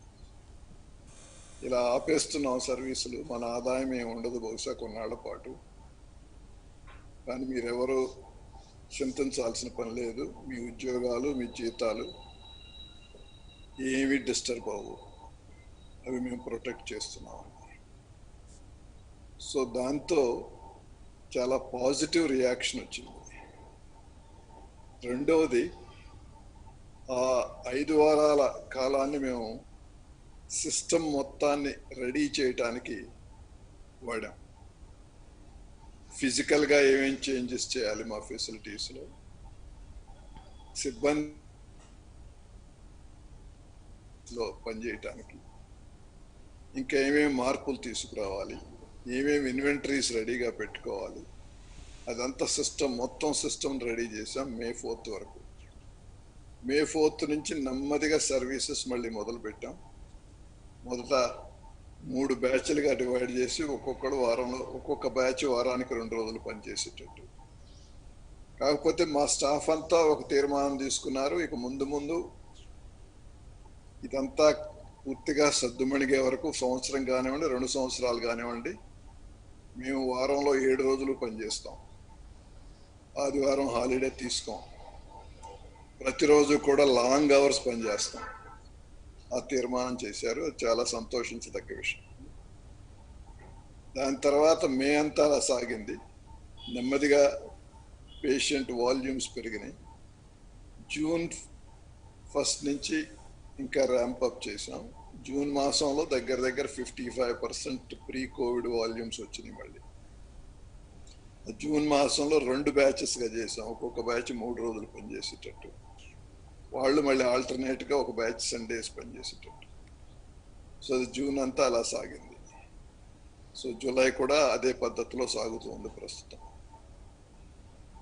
వీటన్నిటికీ ముఖ్యమైనది ఏంటంటే, అంతకు ముందే మేము కొన్ని గత 25-30 సంవత్సరాలుగా అనేక ఇక్కడున్న సంస్థలు, ప్రపంచవ్యాప్తంగా ఉన్న సంస్థలు వాటిని పరిశీలించి వారు పనిచేసే పద్ధతులు అవన్నీ చూస్తే నాట్ ఫర్ ప్రాఫిట్ ఆర్గనైజేషన్స్ ఒక లెసన్ నేను నేర్చుకుంది ఏంటంటే, ఏ నాట్ ఫర్ ప్రాఫిట్ ఆర్గనైజేషన్కైనా 6 to 9 months equivalent of operating expenses రిజర్వ్స్లో పెట్టుకోవాలి. ఆ ప్రిన్సిపల్ ఫాలో అయ్యటం మూలాన ఈ రోజున మాకు చాలా ఉపయోగపడింది. అదొక్కటే అన్నిటికంటే మాకు చాలా అడ్వాంటేజ్ అండి. ఈ రోజు అందరికీ మేము వాళ్ళ శాలరీస్ ప్రొటెక్ట్ చేయగలుగుతున్నాం అంటే ముఖ్యమైన కారణం అది. చాలా సంతోషకరమైన విషయం చెప్పారు doctor GN Rao sir. That ప్రతి ఒక్క ఎంప్లాయీ 3000 మంది ఎంప్లాయీ 3000 ఎంప్లాయీస్ కి మీరు ₹1 శాలరీ కూడా లాక్డౌన్ లో కట్ చేయలేదన్న విషయం నిజంగా గర్వకారణం అండ్ హర్షణీయమైన విషయం. మిగతా అన్ని హాస్పిటల్స్ కి, హెల్త్ కేర్ ఫెసిలిటీస్ కి, ప్రపంచంలో ఉన్న అనేక సంస్థలకు కూడా ఇది ఒక రకమైన ఒక this is a mile stone. And రెండో విషయం ఏంటి అని అంటే, మీరు చెప్పినట్టుగా వాళ్ళకే ఎంప్లాయీస్ కి మీరు 2 రోజులు 3 రోజులు వారంలో రమ్మంటున్నారు కాబట్టి వచ్చిన రోజు ఎక్కువ అవర్స్ పనిచేయాలి, సండే కూడా పనిచేయాలి అని ఆ స్టాఫ్ మోటివేట్ అవ్వడం, సెల్ఫ్ మోటివేషన్, సెల్ఫ్ ఇన్స్పిరేషన్ వాళ్ళల్లో రావటం చాలా నిజంగా హర్షణీయమైన విషయం. అండ్ ఇలాంటి ఎగ్జాంపుల్స్ అనేక ఎగ్జాంపుల్స్ మనం మిగతా హాస్పిటల్స్ లో ఫాలో అవడానికి ఇది ఒక రకమైన మార్గదర్శనంగా, ఒక నార్త్ స్టార్, ఒక ధ్రువతారగా మనకి ఎగ్జాంపుల్ ఇది. సో డాక్టర్ వేదప్రకాష్ గారిని ముందరికి తీసుకెళ్ళవలసిందిగా కోరుతున్నాను నేను. సో ఇంతవరకు మనకి మన పెద్దలు జిఎన్ రావు గారు, ఎవిటా ఫెర్నాండెజ్ మేడం, మూర్తి గారు వారి అమూల్యమైన సందేశాలు ఇచ్చారు. ఇట్లాగే ఇంకా కరోనాకు సంబంధించి ఇంతవరకు కేవలం మనము testing, isolation and supervised and supported isolation అనే దాని గురించి, అంతేకాకుండా హాస్పిటల్స్ని ఏ విధంగా మేనేజ్ చేయాలి, హాస్పిటల్స్లో హెల్త్ కేర్ వర్కర్స్ని ఏ విధంగా మేనేజ్ చేయాలి, ఇవన్నీ కూడా మనము విన్నాము. ఇంకా కూడా మనం ఎన్నో విషయాలు కనుక్కోవాల్సి ఉంది. వీటి నుంచి మనము ఒక చిన్న బ్రేక్ తర్వాత మళ్ళీ మనం కలుద్దాము. చూస్తూనే ఉండండి భారత్ టుడే.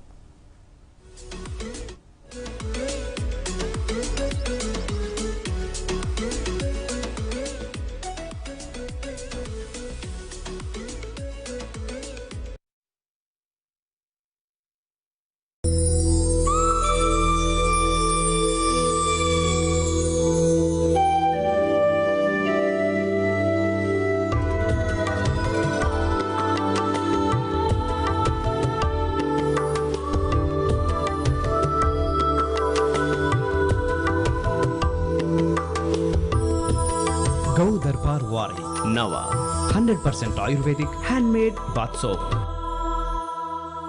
జుట్టు రాలడం, తెల్లబడడం, చుండ్రు వంటి సమస్యలతో విసిగిపోయారా? ప్రకృతికి దూరం కావడంతో పుట్టుకొచ్చిన ఈ సమస్యలకు ప్రకృతి సిద్ధమైన పరిష్కారం 27 వనమూలికలతో తయారైన గౌ దర్బార్ 27 హెర్బ్స్ కేశ తైలం. జుట్టు కుదుళ్లను గట్టిపరిచి, బాలనురుపును అరికట్టి, చుండ్రును నివారించి, ఒత్తిడిని తగ్గించి ప్రశాంతతను ఇస్తుంది గౌ దర్బార్ 27 హెర్బ్స్ కేశ తైలం.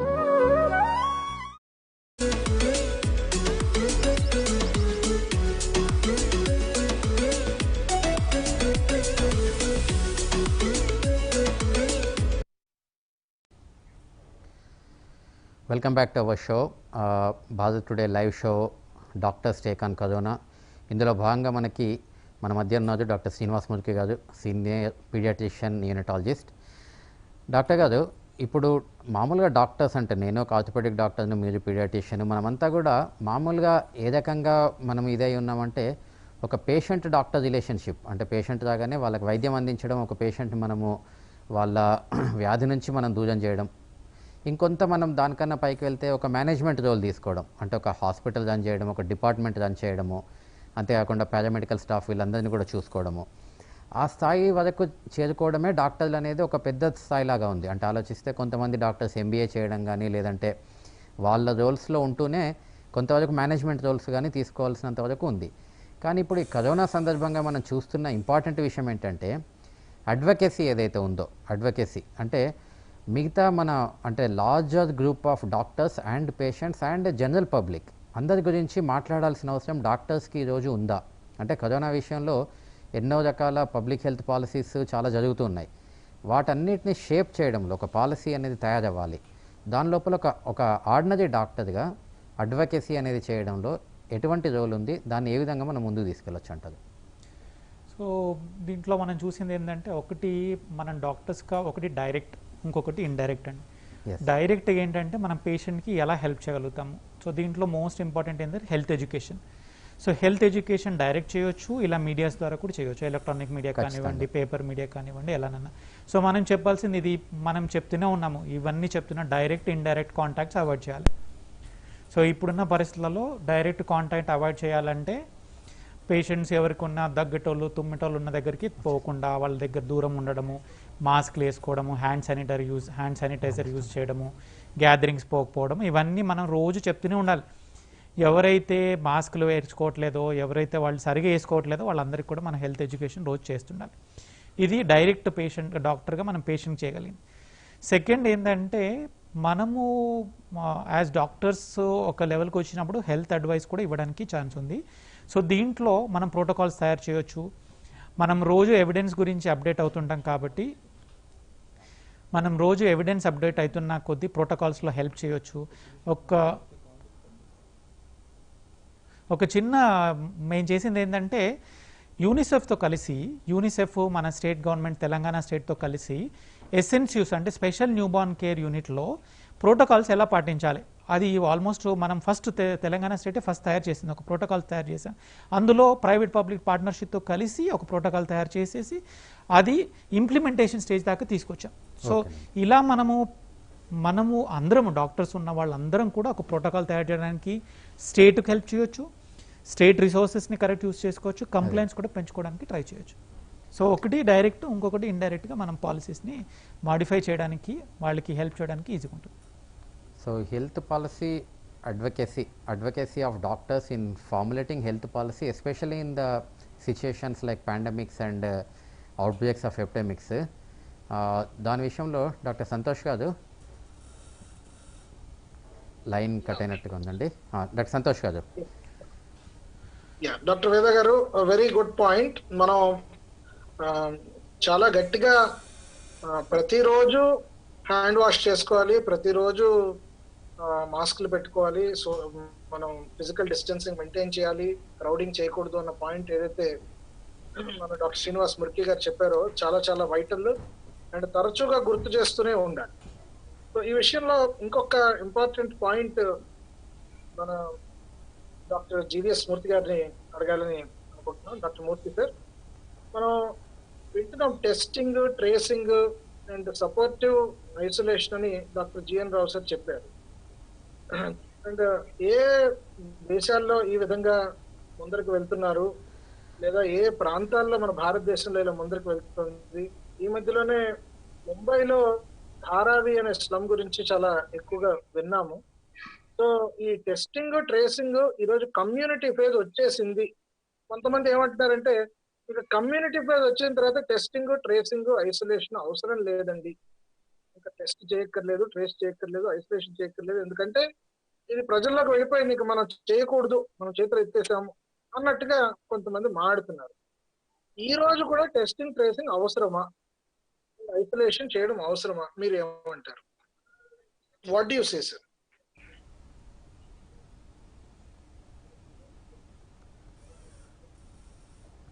డాక్టర్ మూర్తి గారు మీకండి క్వశ్చన్. మధ్య మధ్యలో కనెక్టివిటీ పోతుంది, sorry about it. No problem. Santosh garu మీరు చెప్పిన పాయింట్ ని నేను టీబీ లెప్రసీతో కంపేర్ చేస్తాను. Okay sir. ఇప్పుడు ఈ రోజు కూడా మనం ట్యూబర్క్లోసిస్ టెస్టింగ్ చేస్తున్నాం కదా, అది తెలుసు మనకి. ఈ దేశంలో వరల్డ్ చాలా దేశాల్లో ట్యూబర్క్లోసిస్, లెప్రసీ ఉంది, హెచ్ఐవి ఉంది. వాటి టెస్టింగ్ ఆపలేము.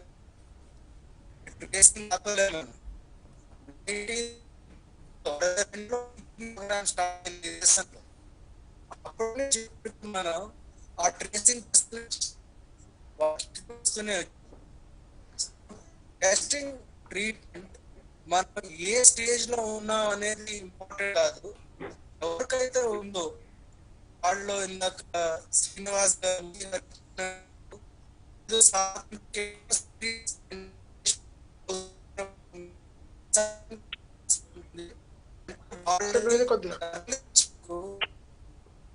వారి తరలించేందుకు మనం ఐడెంటిఫై చేసి వదిలేస్తే వాళ్ళందరిలో కొంత కనెక్టివిటీ పోయినట్టుగా ఉందండి డాక్టర్ మూర్తి గారిది. ఓకే ఓకే, మనం క్విక్గా ఒక ఇంపార్టెంట్ క్వశ్చన్ డాక్టర్ జిఎన్ రావు సార్ని అడుగుతున్నాము. డాక్టర్ జిఎన్ రావు సార్, అంటే మీరు సుమారుగా 300 పేపర్స్కి పైన పబ్లిష్ చేశారు. చాలా మటుకు రీసెర్చ్లో LV Prasad eye institute is a premier institute.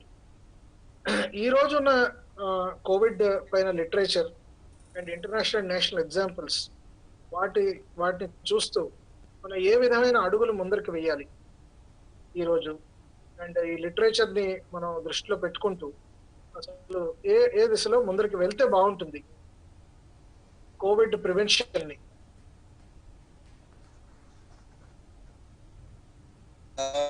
Santosh గారు నన్ను అడుగుతున్నారా? లేదు సార్, డాక్టర్ బిఎన్ రావు గారిని. గత 4 మాసాలు చూస్తే ప్రపంచవ్యాప్తంగా కోవిడ్-19 మీద వందలాది ఆర్టికల్స్ పబ్లిష్ అయినాయి. ఈ బయాలజీలో అయినాయి, ఇమ్యూనాలజీలో అయినాయి, వ్యాక్సినాలజీలో అయినాయి, పబ్లిక్ హెల్త్లో అయినాయి, క్లినికల్లో అయినాయి, అన్నీ ఉన్నాయి. ఇవన్నీ చూస్తుంటే వీటన్నిటి మూలాన మన నాలెడ్జ్ డెఫినెట్గా పెరిగింది. ఎందుకు మన చుట్టుపక్కల ఉన్న ఆసుపత్రిలో మన ఫ్రెండ్స్ డాక్టర్స్తో మాట్లాడుతూ ఉంటే కోవిడ్ పేషెంట్స్ని ట్రీట్ చేసేవాళ్ళని వాళ్ళే చెప్తున్నారు, ఏప్రిల్కి ఇప్పటికీ కూడా వాళ్ళ కాన్ఫిడెన్స్ లెవెల్ చాలా పెరిగింది, మేము ఈ పేషెంట్స్ని ట్రీట్ చేయగలం, most patients save well and outcomes can be very good అని. ఎందుకంటే they say they have much better algorithms for treatment that came out of very good quality clinical research. Of course, the number is low and the follow-up period is still short. Typically, మామూలుగా మనం స్టడీస్లో కావాల్సిన requirements అన్ని ఇప్పుడు meet అవటం కష్టం. కానీ initial provisional information that we have from the initial research certainly help to develop the right kind of algorithms for treatment. ఇందాక శ్రీనివాస్ మూర్తి గారు చెప్పినట్టు in Indian circumstances, what kind of medications at what stage are more effective, అవన్నీ బయటకు వచ్చినాయి. అలాగే ప్రపంచవ్యాప్తంగా ఎన్నో జరుగుతున్నాయి. నేను నిన్నే చూశాను, ఎవరో ఇజ్రాయెల్ నుంచి ఒక ఫ్రెండ్ పంపించారు, కాస్పర్తో కొత్త టెస్టింగ్ వస్తుందంట. ఆ testing almost instantaneously you know whether it is COVID positive or not. That is developed by a company called Sherlock Company in Boston area, next to MIT. అది బయటకు వస్తే కొన్ని లక్షల మందికి, కోట్ల మందికి ఇన్స్టంటేనియస్గా కోవిడ్ పాజిటివ్ నెగిటివ్ అనేది పాసిబిలిటీ. అలా ఎవల్యూషన్ జరుగుతూనే ఉంది కాన్స్టెంట్గా. It has become a race in some sense to find solutions both in diagnosis as well as treatment and also in vaccine development. ఇప్పుడు వ్యాక్సిన్స్ చూస్తే ప్రపంచవ్యాప్తంగా అనేకమైన వ్యాక్సిన్ క్యాండిడేట్లు ఉన్నాయి. మన దేశం నుంచే దగ్గర 6 నుంచి 10 ఉన్నాయని చెప్తున్నారు. మన హైదరాబాద్ నుంచే ఒకటి వస్తుందని కూడా వార్తలు వచ్చినాయి. అవునండి. అలా అన్ని రంగాల్లో కూడా చాలా అభివృద్ధి జరిగింది. Research definitely has a big role. ఆ నాలెడ్జ్ నుంచి ultimately probably in about a year and hopefully sooner we'll have much better solutions to control this problem. And public health research played a big role in all this, in predicting, projecting numbers, etc., and how to plan for the future. So చాలా important point doctor GN Rao గారు మన ముందు పెట్టారు. మార్చిలో కానీ Covid వచ్చినట్లయితే, జూలైలో వచ్చినట్లయితే చాలా డిఫరెన్స్ ఉంది. 4 నెలల్లో మనకి కొన్ని ట్రీట్మెంట్ ఆల్గోరిథం, అంటే ఎలా, ఏ మందు ఎప్పుడు ఇవ్వాలి, ఏ ట్రీట్మెంట్ ఎప్పుడు ఇవ్వాలి, ఆక్సిజన్ ఎప్పుడు ఇవ్వాలి, వెంటిలేటర్ ఎప్పుడు పెట్టాలి, ఈ మందు ఎప్పుడు ఇవ్వాలి అన్న విషయాలు ఇంకొద్దిగా క్లారిటీగా తెలిసాయి. సో ఈ విధంగా రీసెర్చ్ ఇంకొద్దిగా ఇంకో 4 నెలలు 5 నెలలు మనం తర్వాత కానీ ఒకవేళ కోవిడ్ వస్తే ఇంకా మన సర్వైవల్ రేట్స్ పెరుగుతాయేమో, ఇంకా బాగుంటుంది అన్న ఒక పాజిటివ్ థింకింగ్ ఏదైతే ఉందో బేస్డ్ ఆన్ రీసెర్చ్ మనకి ఈ రోజు మన ముందు పెట్టారు. డాక్టర్ జివిఎస్ మూర్తి గారు, మీరు లాస్ట్ క్వశ్చన్ కొద్దిగా మిస్ అయ్యారు సార్, కొద్దిగా మీ నెట్వర్క్ బాగోలేకపోవడంగా. సో చెప్తారా మీరు, do you want to complete that sir? అదే, సో టెస్టింగ్, ట్రీటింగ్ ఈ రెండు కమ్యూనిటీ స్ప్రెడ్ ఉందా, లోకల్ స్ప్రెడ్ ఉందా, ఏ స్ప్రెడ్ ఉన్నది ఇమ్మెటీరియల్. మనం చేయవలసింది ఏంటంటే వాళ్ళని మనం ఎవరైతే 5%కి వెంటిలేషన్ అవసరమో, ఒక 10%కి ఆక్సిజన్ అవసరమో, ఎవరికి అవసరం లేదో వాళ్ళని సెపరేట్ చేసి ఎవరికి అవసరం ఉందో వాళ్ళని తరలించాలంటే మనం వెంటనే టెస్ట్ చేయాలి, ఐడెంటిఫై చేయాలి, వాళ్ళని ట్రేస్ చేసి హాస్పిటల్ తరలించాలి. అది మనం ఆ యాక్టివిటీ స్టాప్ చేస్తాం అనుకోండి, కమ్యూనిటీ స్ప్రెడ్ ఉంది, లోకల్ స్ప్రెడ్ ఉందని, మన డెత్ రేట్ ఇంకా బాగా పెరిగిపోతుంది. అందుకని అట్లాంటి రిస్క్ మనం ఎప్పుడు తీసుకోకూడదు. ఇప్పుడు ఒక వేవ్ వచ్చింది, మనం ఇంకా ఫస్ట్ వేవ్ లోనే ఉన్నాం. ఈ ఫస్ట్ వేవ్ లో మనం ఎప్పటిదాకా ఉంటుందో, నవంబర్ దాకా ఉంటుందో, వచ్చే ఏడాది జనవరి ఫిబ్రవరి కంటిన్యూ అవుతుందో. గతంలో మనం 2009-10లో స్వైన్ ఫ్లూ వచ్చినప్పుడు 2009లో ఆగలేదు, అది నెక్స్ట్ ఇయర్ కూడా కంటిన్యూ అయి మార్చ్ దాకా వెళ్ళింది. సో ఇప్పుడు ఈ సిచ్యువేషన్ లో ఇంకా మనం ఫస్ట్ వేవ్ లోనే ఉన్నాం. అందుకని ఇప్పుడు ఏ ట్రాన్స్మిషన్ స్టేజ్ ఉన్నా కూడా మన testing, contact tracing, identification of serious individuals and providing them appropriate treatment, ఈ 4 చాలా చాలా అవసరం. ఇవి చేయడానికి ఎవిడెన్స్ కావాలి, డేటా కావాలి. సో రియల్ టైం డేటా ఈ దేశంలో మనం ఎంత తొందరగా మనం అందరికి ఇవ్వగలిగితే, ఇందాక జిఎన్ రావు గారు చెప్పినట్టు మనం మోడల్స్ డెవలప్ చేయాలన్నా వాటికి అజంప్షన్స్ బదులు రియల్ మోడల్స్ ఇంకా ఇంప్రూవ్ అవుతాయి. సో రియల్ టైం డేటా ఎంత తొందరగా మనం పబ్లిక్ డొమైన్ లో షేర్ చేయగలమో అంత ఈ దేశానికి బెనిఫిట్ ఎక్కువ. సో చాలా important, just minute sir. So చాలా ఇంపార్టెంట్ పాయింట్ డాక్టర్ మూర్తి గారు చెప్పారు. ఈ రోజు కూడా టెస్టింగ్, ట్రేసింగ్, ఐసోలేషన్ చేయాల్సిందే. చేయకపోతే మరణాల సంఖ్య చాలా పెరిగిపోతుంది. సో కమ్యూనిటీ ఫేజ్ లో ఉన్నా సరే టెస్టింగ్, ట్రేసింగ్ చేయాలి అని చాలా గట్టి పాయింట్ ఈరోజు మన మూర్తి గారు చెప్తున్నారు. అలాగే డాక్టర్ శ్రీనివాస్ ముర్కి గారు, మీరు ఒక పాయింట్ చెప్దాం అనుకుంటున్నారు, దాంతోపాటు ఒక చిన్న ప్రశ్న మీకు జోడిస్తున్నాను. What you think is the most important ammunition today that to prevent COVID? మనం ఏ స్ట్రాటజీ ఫాలో అవ్వాలి? ఏమిటి ఇంపార్టెంట్ అమ్యునిషన్? మనం అందరం ఫాలో అవ్వాల్సిన స్ట్రాటజీ ఏంటి? అంటే టెస్టింగ్ విషయంలో మీరు ఏమైనా జోడిద్దాం అనుకుంటే ప్లీజ్ అది కూడా జోడించండి. సో టెస్టింగ్ అన్నారు కాబట్టి చెప్తున్నానండి, టెస్టింగ్ చాలా చాలా అవసరము, ఇంకా పెంచాల్సిందే. టెస్టింగ్ చేస్తేనే మన ధైర్యం పెరుగుతుంది. ఇప్పటి వరకు హెల్త్ కేర్ వాళ్ళు ఎవరైనా ఎఫెక్ట్ అయి ఉంటే వాళ్లకు ఇది కోవిడ్ పేషెంటా కాదా తెలియక వాళ్ళు పీపీ పెట్టుకోక ట్రీట్మెంట్ చేస్తేనే వాళ్ళకి ఎఫెక్ట్ అయింది.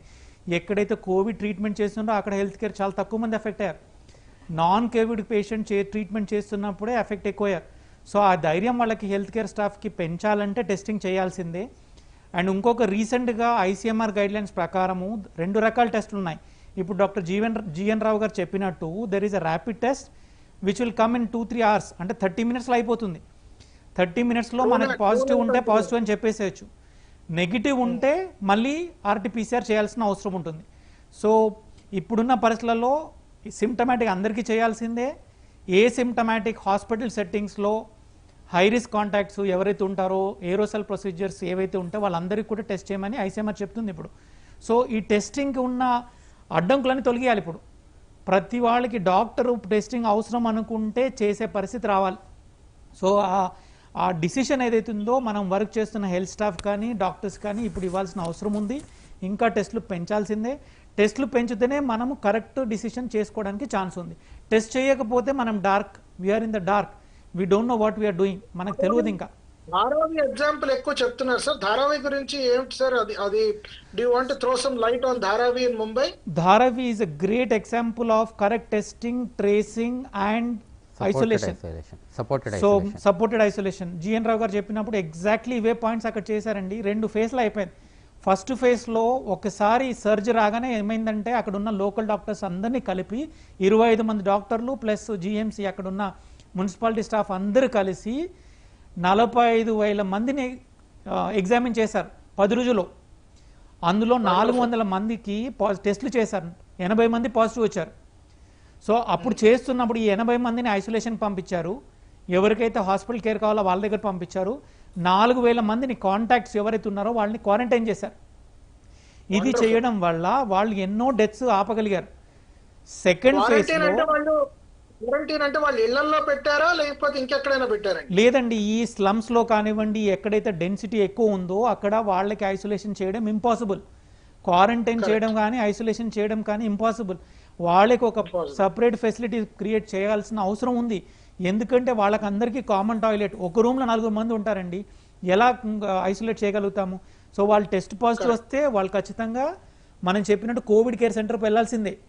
సో ఎవరికైతే సీరియస్ ఉంటో వారికి కోవిడ్ హెల్త్ కేర్, తర్వాత కోవిడ్ హాస్పిటల్, ఆ రకంగా వాళ్ళని టెస్ట్ చేసేసి హెల్త్ కేర్ వర్కర్ అక్కడికి వెళ్ళి టెస్ట్ చేశారు. It's a active surveillance. So యాక్టివ్గా టెస్ట్ చేసి సిమ్టమ్స్ ఉన్న వాళ్ళందరికీ టెస్ట్ చేసి ఎవరికైతే పాజిటివ్ వచ్చారో వాళ్ళందరినీ క్వారంటైన్ చేశారు, అంటే కాంటాక్ట్ని క్వారంటైన్ చేశారు, మిగతా వాళ్ళకి ట్రీట్ చేశారు. సో ఇది చేసి తర్వాత కూడా ఆ ఫేజ్ అయిపోగానే నెక్స్ట్ ఫేజ్లో కంటిన్యూగా టెస్ట్ చేస్తున్నారు. ఏం చేశారంటే బస్తీ దవాఖానాలు పెట్టేసి అక్కడ ఎవరికైనా ఫీవర్ వస్తే వెంటనే అక్కడ డాక్టర్ దగ్గరికి వెళ్తారు. ఆ డాక్టర్ కోవిడ్ సస్పెక్ట్ చేస్తే టెస్టింగ్ కోసము వాళ్ళకి సెంటర్స్ తయారు చేశారు. So that easy testing. మనం డిసిషన్ తీసుకోవాలి. డాక్టర్ ట్రీట్ చేస్తున్న డాక్టర్ ఎవరైతే ఉన్నారో వీడికి కోవిడ్ టెస్ట్ అవసరం అంటే అప్పుడే చేసేటట్టు ఉండాలి. సో ఈ రెస్ట్రిక్షన్స్ వెళ్ళిపోవాలి. Very very important point doctor Murki sir, మీరు శ్రీనివాస్ ముర్కి గారు చెప్పారు దట్ ధారావి లాంటి స్లమ్, వరల్డ్స్ లార్జెస్ట్ స్లమ్ లో కూడా ముంబైలో ఉన్న ఐఎంఏ డాక్టర్లు, ప్రైవేట్ లో ఉన్న డాక్టర్లు, గవర్నమెంట్ లో ఉన్న ఆశాలు, ఏఎన్ఎంలు అందరూ కలిపి డోర్ టు డోర్ వెళ్ళి ఒక అద్భుతమైన సర్వే నిర్వహించి క్వారంటైన్ చేసి ఐసోలేట్ చేసి టెస్ట్ చేసి ఆ ఎపిడమిక్ ఇంకా స్ప్రెడ్ అవ్వకుండా అండ్ డెత్స్ ఎక్కువ అవ్వకుండా ఒక అద్భుతమైన చర్య తీసుకున్నారనే విషయం చెప్తున్నారు. అలాగే మనకి ఎక్కువ సమయం లేదు, ఇంకా one of the last question doctor GVS Murthy గారికి యాజ్ అ పబ్లిక్ హెల్త్ మనకి అడ్వైజర్, చాలా ఇంపార్టెంట్ ఇష్యూస్ డీల్ చేస్తూ ఉంటారు. డాక్టర్ మూర్తి గారు, ఇప్పుడు మనకున్న పొజిషన్ లో ఇప్పుడు ఇందాక డాక్టర్ జిఎన్ రావు సార్ చెప్పారు, వారు లాక్డౌన్ పెట్టినప్పుడు మార్చ్ లో నెక్స్ట్ నెల రోజులు ఏం చేయాలి అని ఒక రకమైన ట్రైనింగ్ అందరికీ ఇచ్చారు. ఎలా టేకప్ చేయాలని, ఫెసిలిటీని ఎలా గేరప్ చేయాలని మొత్తం గేరప్ అయ్యాము మేము. ఒక 45 రోజుల సమయంలో కోవిడ్ ఉన్నప్పటికీ ఓపెన్ అవ్వడానికి ఏం చేయాలి అన్న రకంగా ఒక ప్రిపరేషన్ చేశారు అని చెప్పారు. ఈ రోజు భారతదేశంలో ఓన్లీ 0.7/1000 బెడ్స్ ఉన్నాయి అని అంటూ ఉంటారు. చాలా తక్కువ బెడ్స్ ఉన్నాయి, తక్కువ డాక్టర్లు ఉన్నారు, తక్కువ ఐసీయూలు ఉన్నాయి, వెంటిలేటర్లు కూడా తక్కువ ఉన్నాయి. మనము అసలు ఈ రోజు వెళ్తే ఒక బెడ్, ఐసీయూ, వెంటిలేటర్ దొరకకపోవచ్చు హైదరాబాద్ లో అని కూడా అంటున్నారు. సో చాలా మంది 4-5 హాస్పిటల్స్ తిరిగి చనిపోయిన వాళ్ళని కూడా చూసాం. సో ఈ విషయంలో ఏం చేస్తే బాగుంటుంది అండ్ ఫ్యూచర్ లో భారతదేశంలో ఏ విధంగా ముందరికి వెళ్ళాలి, క్లుప్తంగా 1-2 నిమిషాల్లో చెప్పవలసిందిగా కోరుతున్నాను. తెలంగాణ గురించి మొదలు ఎగ్జాంపుల్ ఉదాహరణ ఇచ్చారు కాబట్టి ఇప్పుడు మనం తెలంగాణలో చూస్తే రాజ్యంలో 1,00,000 బెడ్స్ ఉన్నాయి, బోత్ ప్రైవేట్ పబ్లిక్ సెక్టర్ రెండు కలిపితే. 5,000 మనకి ఇంటెన్సివ్ కేర్ బెడ్స్ ఉన్నాయి, 2500 వెంటిలేషన్ ఫెసిలిటీస్ ఉన్నాయి. సో ఇవన్నీ ఉన్నప్పుడు వీటిని ఇంటెన్సివ్ కేర్ యూనిట్స్ కానీ వెంటిలేషన్ కానీ ఎవరికైతే అబ్సల్యూట్ సివియర్ ఇల్నెస్ ఉందో అవసరం ఉందో వాళ్ళని అక్కడికి పంపించడం అవసరం చేసుకుని మనం తక్కిన వాళ్ళని ఇందాక మురికి గారు చెప్పినట్టు డిఫరెంట్ లెవెల్స్ లో పెట్టి కానీ లేదా కాంటాక్ట్ ఉండి ఇన్ఫెక్షన్ మేనిఫెస్ట్ అవ్వకుండా అంటే ఇన్ఫెక్షన్ లేకుండా కాంటాక్ట్స్ ఉండి అట్లాంటి వాళ్ళని హోమ్ క్వారంటైన్ లో పెట్టి మైల్డ్ ఇండివిజువల్స్ ని వీలవుతే వాళ్ళ ఇంట్లో స్పేస్ ఉంటే వాళ్ళు ఉండగలిగితే డెఫినెట్ గా వాటిలో ఐసోలేట్ చేసి అప్పుడు మనం మేనేజ్ చేయగలం ఉన్న సిస్టమ్స్. కానీ అందరినీ హాస్పిటల్ తరలిస్తే దానికోసం మనం ఒక సిస్టమ్ క్రియేట్ చేయాలంటే మనకి ఇంపాసిబుల్ ఫ్యూచర్ లో ఎప్పుడైనా కూడా. కోవిడ్ ఫస్ట్ ఇన్ఫెక్షన్స్ డిజీజ్ కాదు, లాస్ట్ ఇన్ఫెక్షన్స్ డిజీజ్ కాదు. ఇట్లాంటివి చాలా చాలా వస్తాయి. ఆ తీవ్రత ఇంకా పెరుగుతుంది. దానికోసం మనం ముందరే ప్లాన్ చేసి ఒక బ్లూ తయారు చేసుకుని ప్రోటోకాల్స్ పెట్టుకుని ఉందో వాటిని లోవర్ లెవెల్స్ లో మేనేజ్ చేసి పానిక్ క్రియేట్ చేయకుండా ఉన్న సిస్టమ్ ని ఆప్టిమమ్ గా వాడుకోవటం చాలా చాలా అవసరం. ఈ సేమ్ ప్రిన్సిపల్ బిగినింగ్ నుంచి ఎండ్ దాకా ఏ డిజీజ్ ఉన్నా కూడా మనకి హెల్ప్ చేస్తుంది. అదే మనం ఊరికనే కోవిడ్ కోసం మనం ఒక 50 లక్షలు బెడ్లు, ఒక 3 లక్షలు వెంటిలేటర్స్ క్రియేట్ చేసుకుంటే తర్వాత తుప్పు పడిపోతాయి, దాంట్లో అవసరం ఉండదు. సో ఈ రోజు మనకి కావాల్సిన విధంగా ఎంతైతే ఆప్టిమల్ గా కావాలో ఆ మాత్రం మేరకు బెడ్స్ తప్పకుండా పెంచుకోవాలి.